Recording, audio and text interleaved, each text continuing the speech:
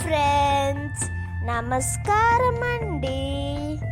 తెలుగు వంటకాలకు స్వాగతం. Welcome to Telugu వంటకాలు.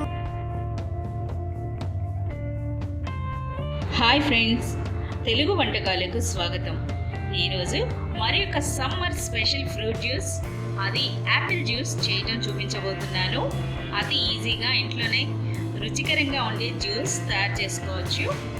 నా ఈ రెసిపీ మీ అందరికీ నచ్చుతుందని ఆశిస్తున్నాను. మీకు నచ్చినట్లయితే తప్పక నా ఛానల్ని సబ్స్క్రైబ్ చేస్తా మీ అమూల్యమైన సలహాలు సూచనలు పంపగలరు.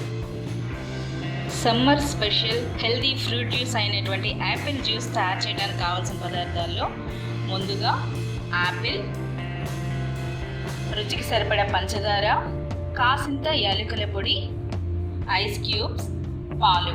వీటితో ఇప్పుడు ఎంతో రుచికరంగా ఉండే యాపిల్ జ్యూస్ తయారు చేయడం చూపించబోతున్నాను. తయారీ విధానంలో ముందుగా యాపిల్ని కట్ చేసుకోవాలి.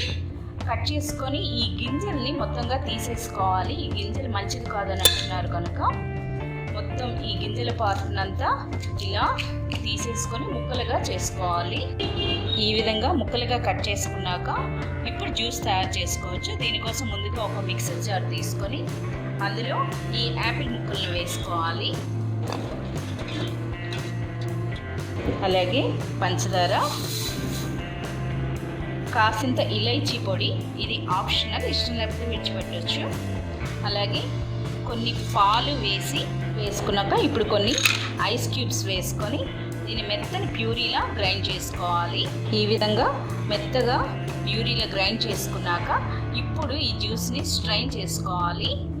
దానికోసం ఇలా ఒక జాలీలో ఈ జ్యూస్ని అంతా మనం వేసి స్ట్రైన్ చేసుకుంటే ఎంతో రుచికరమైన యాపిల్ జ్యూస్ సిద్ధమవుతుంది. ఈ విధంగా మొత్తం అంతా స్ట్రెయిన్ చేసేసుకుంటే ఇలా వస్తుంది. ఇది మనం యాపిల్ని పెచ్చు తీసుకోకుండా గ్రైండ్ చేసుకున్నందుకు మనకి ఈ విధంగా వస్తుంది. ఒకవేళ కానీ యాపిల్ పెచ్చులు తీసుకొని కానీ చేసుకుంటే అమంతంగా ఈ విధంగా స్ట్రైన్ చేసుకోవాల్సిన అవసరం లేదు. ఇలా వడగట్టకుండా డైరెక్ట్గా సర్వ్ చేసుకోవచ్చు. ఎంతో రుచికరంగా ఉండే healthy fruit juice, Apple juice సిద్ధమైంది. సర్వ్ చేసుకోవచ్చు. ఇప్పుడు ఎంతో రుచికరంగా ఉండే healthy fruit juice, Apple juice సిద్ధమైంది. నా ఈ రెసిపీ మీ అందరికీ నచ్చిందని ఆశిస్తున్నాను. మీకు నచ్చినట్లయితే తప్పక నా ఛానల్ని సబ్స్క్రైబ్ చేస్తా మీ అమూల్యమైన సలహాలు సూచనలు పంపగలరు. Thank you. నమస్తే.